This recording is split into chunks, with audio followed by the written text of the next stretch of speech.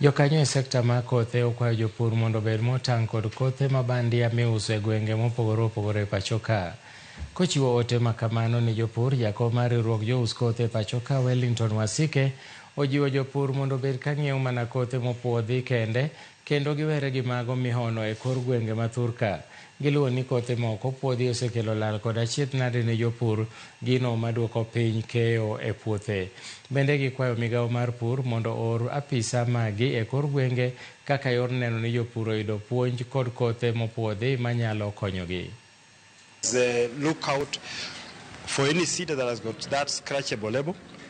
When you scratch that label and then you send it to 193, it will give you a feedback whether that seed is fake or genuine.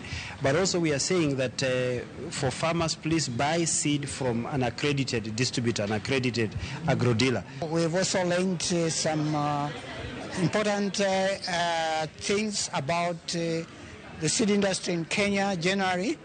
Looking at the progress that has been made, and also some of the challenges that the seed industry here is facing, which is most of them are quite similar to what we are facing in Zambia.